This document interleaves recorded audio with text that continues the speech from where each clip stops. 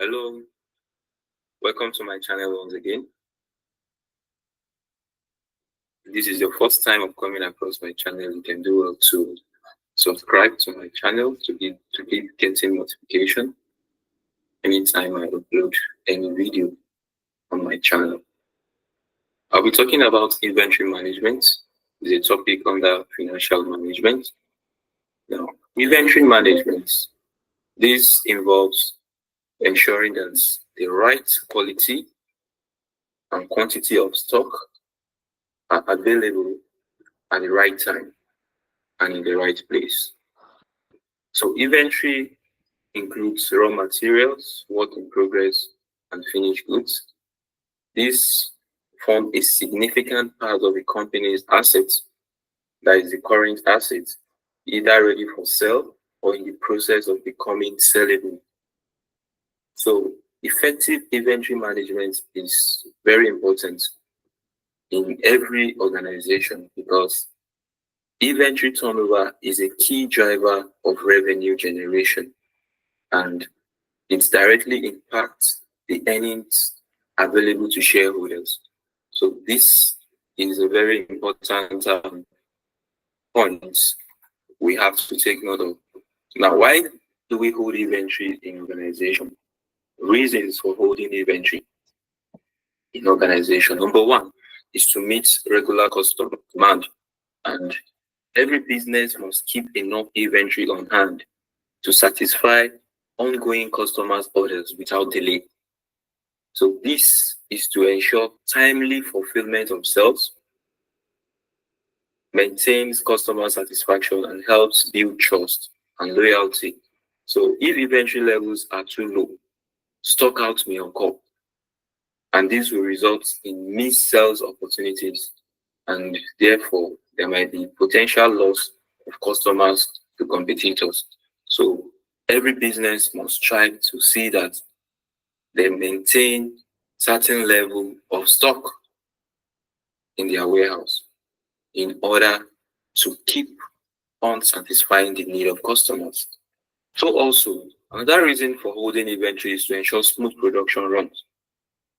In order to ensure uninterrupted production process for manufacturing and production-based businesses, holding inventory, especially in raw materials and components, is essential for keeping operations running smoothly. And also, there is need for adequate inventory management in order to ensure that production lines do not stop due to lack of input material, because this will help maintain efficiency, and it will also help reduce downtime, and it will help organization to meet production targets and schedules. Also, it is very important for organization to have a minimum level of inventory to prevent seasonal variation, because this will help to manage and balance seasonal fluctuations in demand, because many products experience seasonal variations in demand. For example, warm clothing in winter or beverages in summer. So by holding inventory ahead of peak seasons, businesses can meet high demand when it arises. So this strategy ensures that customer needs are met during demand surge and protects against loss of sales due to insufficient stock in such period. And more so, there is need for organization to hold inventory in order to take advantage of bulk purchase discounts. So to take advantage of bulk purchase discounts, suppliers often offer discounts or favorable pricing when goods are purchased in large quantities. So by buying in bulk and holding excess inventories, businesses can reduce per unit costs. Economies of scale now will set in. They can reduce per unit cost and also improve profit margins and lower total procurement cost. So this is very important when demand is predictable and products have long shelf of life.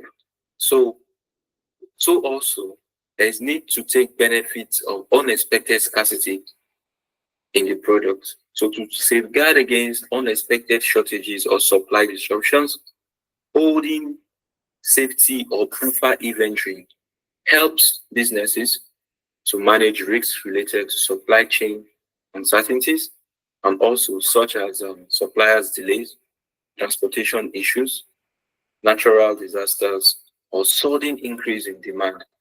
So this protective inventory act as a cushion for out of stock level, and it allows the business to continue operating without disruptions even when external supply problems occur. So all these are reasons for holding inventories. So the objective of inventory control is one, to minimize the risk of loss due to obsolescence, deterioration, and so on and so forth. So organization must maintain inventory level to prevent expired stock in their warehouse, to prevent outdated stock in their warehouse. So when they maintain inventory control, it will help guide against such issues of having expired raw material, expired products in their warehouse. So the products we have to be issued out based on first in, first out process in order to guide against such. So also another objective of inventory control is to minimize capital investment in inventory by eliminating excessive stocks, and also to minimize cost associated with inventory. As you keep inventory, there are quite a number of costs associated with this. The holding cost. These are costs that you might incur. Warehouse spoilage costs. These are costs that are associated with keeping inventory. And also to maintain systematic record of inventory, there's need for inventory control. And also the need to maintain the risk of under or overstocking of material. When we maintain inventory records, inventory control, we know when we are stockpiling, when we have too much stock in our warehouse, and it will help guide against overstocking of materials in the warehouse. And also, another objective is to supply the required materials continuously. So, in order to avoid out of stock situation, there is need for proper inventory control. There's one thing we must note, that the overall objective of inventory control is to maintain stock levels so that the total relevant costs of inventory are at minimum. This is very important. So also, we have inventory costs. There are costs associated with inventory. So these are costs associated with inventory management. Inventory costs include the following: ordering costs. When we talk about ordering costs, these are costs incurred when placing an order up to the point of receiving the goods into the warehouse. And such costs include cost of issuing purchase order, that is, for example, remuneration of purchasing department staff. The transportation cost is also an ordering cost. Cost of getting payment to the supplier, and communication costs. Cost of loading and offloading. These are all costs that can be classified under the ordering cost. And also carrying or stock holding costs. These are costs incurred whenever material is stored in the warehouse. So these costs, that is the carrying cost, is related to units. So carrying cost per unit is directly related to purchase price per unit. And this include cost of capital tied down, insurance and audits. These are costs that falls under their costs that falls under carrying or stock holding cost. And also we have warehouse and maintenance costs. We have damages and privileges. We have documentation costs, like stock taking. We have rent, and also we have deterioration and obsolescence. These are costs that falls under carrying cost or stock holding cost. So also we have stock out cost. Stock out cost. These are costs incurred when customers' demand cannot be met because the stock is exhausted. They are the opportunity cost of not having a stock when there is effective demand. And they include loss of turnover, loss of goodwill, because the customer will no longer have confidence in getting goods from you again. Yes, and loss of qualified staff. It can also result into loss of trade secrets to competitors arising from loss of staff. When you lose your staff to another competitor, uh, information obtained from your organization can be used against you. And also, under inventory cost, we have purchase cost. When we talk about purchase cost, this is the actual cost of the items placed in stock. The per unit cost of the items may vary with some quantity discount, or it may be fixed if no quantity discount is allowed. So the purchase cost per unit is used in the determination of economic order quantity. That is what purchase cost does. And when we talk about economic order quantity, all we're referring to is the level of activity at which the cost of inventory control is at minimum.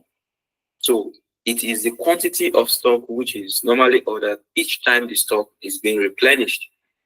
Economic order quantity is an equation for inventory that determines the ideal order quantity a company should purchase for its inventory given size of production. So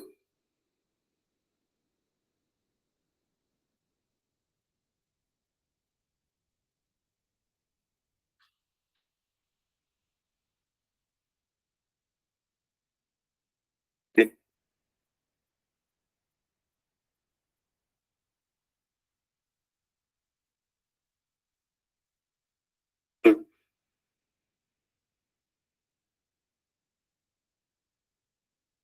and constant, it does not fluctuate.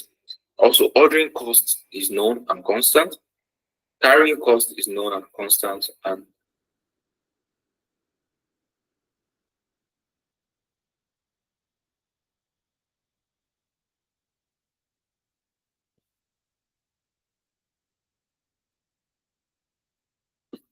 economic order quantity.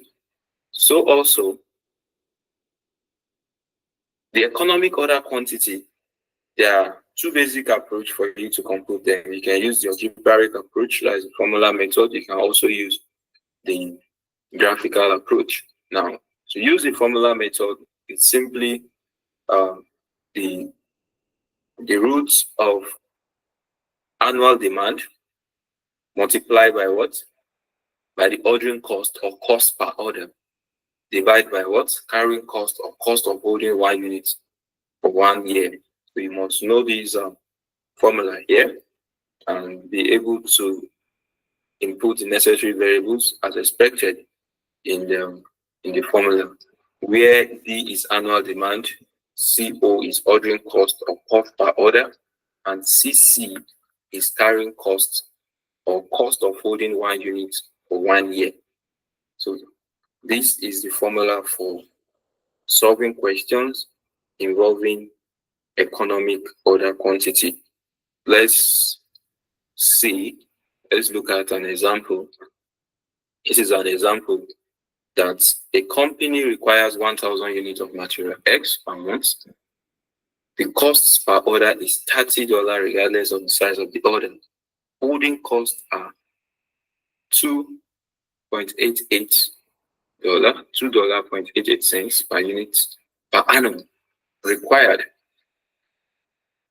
Required. Investigate the total cost of buying the material in quantities of 400, of 500, or 600 units at one time. What is the cheapest option? Use the EOQ formula to prove your answer is correct. So to solve this question, if you look clearly, the The unit purchased per month is what? Is 1,000 units. In a year, the total units will be what? Will be 12,000 units. That is 12 times 1,000 units purchased per month. The cost per order is clearly given as $30, and the holding cost is $2.88.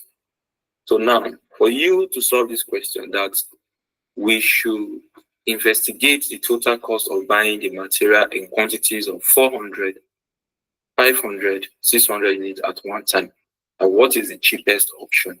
And also, we should use EOK formula to prove that our answer is correct. So to solve this, the order quantity, I'll quickly place it in this form.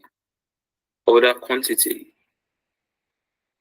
we'll have it in this way. We have three forms of order: 400 units, we have 500 units, and also we have 600 units. So also, there is something you must know. It's the average inventory. The average inventory as at 400 units will be what? The average inventory, as you divide 400 by 2, you have 200. And also, the average inventory as at 500 units will be what? 250. And the average inventory as at 600 units will be what? 300. Now, the number of orders per annum will be what? Number of orders per annum will be what? How do you determine that number of orders per annum? Now, the total units or the total units purchased in a year is what? Is 12 times 1,000 units. You have what? 12,000 units. So now, if you have annual demand of 400 units, if you have annual demand of 400 units, what will be the number of orders? What will be the number of orders? It will be 12,000 divided by 400. Then you know you have 30 orders per annum under 400 units. For this, for you to know the number of orders, it will be what? It will be 1,000 multiplied by 12. You have 12,000. You have 12,000. Now, you purchase 400 units, let's say per month. What will be the number of orders? It will be what? 12,000 divided by 400 means you have what? 30 orders for 400 units. So the number of orders per annum for 400 units will be what? 30. And for 500 units, it will be what? 12,000 divided by 500 units. The number of orders will be what? 24. And for 600 units, when you purchase 600 units in a month, what will be the number of orders in a year? To be 12,000 divided by 600 units. You're going to have what? You're going to have 24 orders per annum. So also, be the holding costs. The holding costs. The holding costs will be what?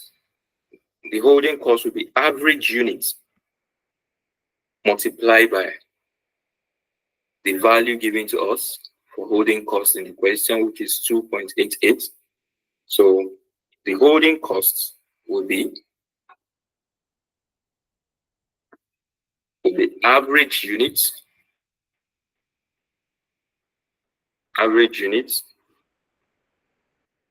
multiplied by 2.88. So for each under 400 units, it will be what? 200 multiplied by 2.88, you have 576. And also under 500 units, it should be 2.88 multiplied by 500 multiplied by 250. And you should have what? You should have 720. And for 600 units, the holding cost should be what? 2.88 multiplied by the average inventory, and we should have 864. So also, when we move ahead to determine the ordering cost, the number of orders we have in each of the activity level is what? Ordering cost. Ordering cost. It will be what? The ordering cost given to us in the question is what? It's $30 regardless of the size. So we have it as what? It will be equal to number of orders multiplied by what? $30. So when the activity level is at 400 units, it's going to be what? 30 multiplied by 30, we should have 900. And when the activity level is 500 units, 30 multiplied by 24, we should have what? 720. And when the activity level is 600 units, the number of orders per annum is 20 multiplied by 30, we have what? 600. So the point is this: what is the total cost under each activity level? The total cost under each activity level will be what? So we have it as what? Holding cost plus ordering cost. So 400 units have what? You have 1,476. And when the activity level is 500 units, the total cost will be what? 720 plus 720, and the result should be what? 1,440. And when the activity level is 600 units, the total cost should be what? 1,464. So the question is this: at what point do we have the best option, the cheapest, the lowest cost? I'll put it in this way. That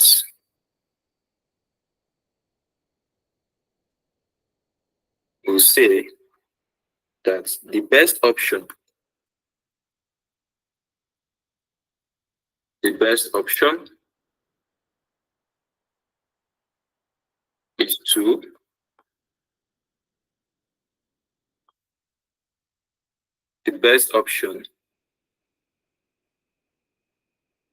is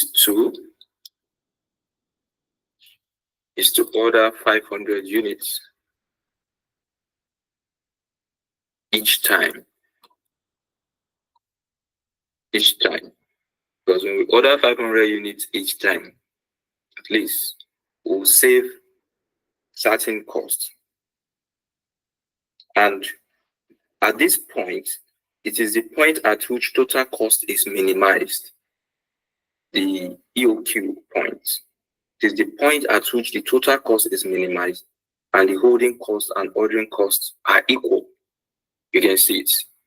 The holding cost and the ordering cost are equal at this point. Now, for us to confirm if we are correct, we can use our formula to determine that. We can use our formula to determine if we are correct.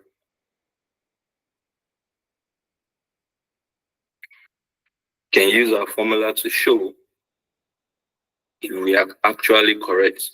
So the point is this.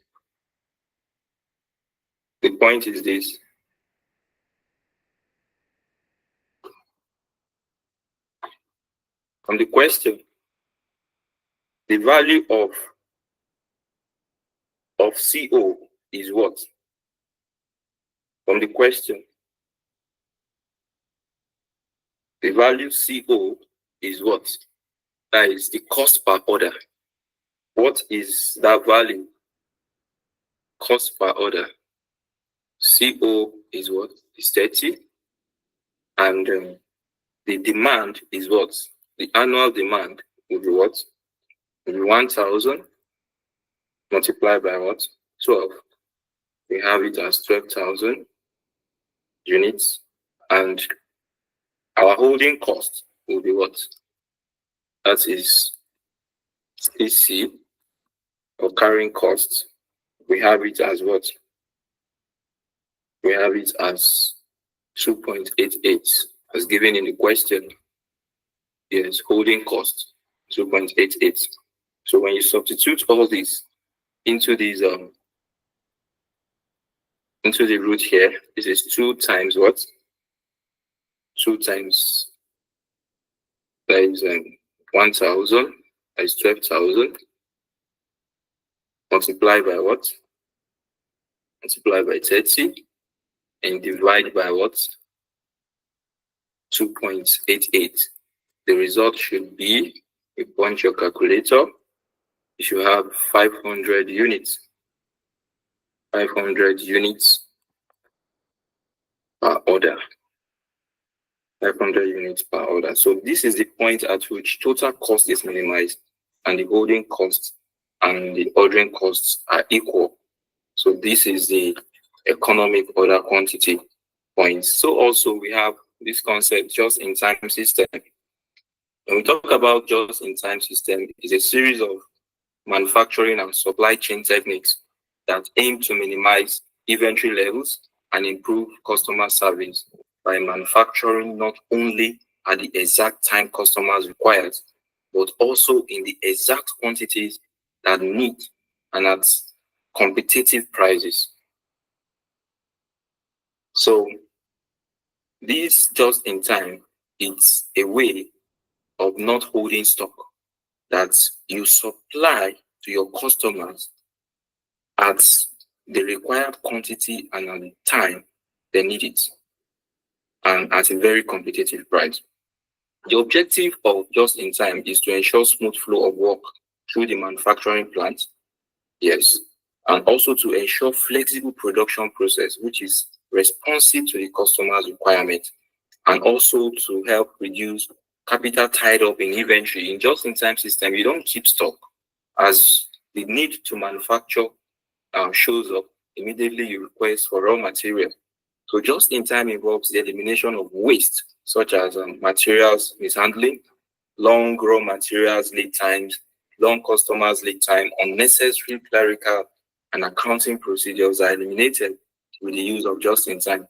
So also, just-in-time attempts to eliminate waste at every stage of the manufacturing process. So a just-in-time manufacturer looks for a single supplier who can provide high quality, frequent, and reliable deliveries rather than the lowest price. That is one of their objectives. So in return, the supplier can always expect more business under long-term purchase orders. So these provide greater certainty in forecasting activity levels. That is just in time for you. So very often the suppliers will be located close to the company, and smaller, more frequent deliveries are required at shorter notice. So this is one thing with inventory management. Do well to subscribe to my channel. If this is your first time, I'll keep sending videos, uploading videos on financial management from time to time. Thank you very much for your time.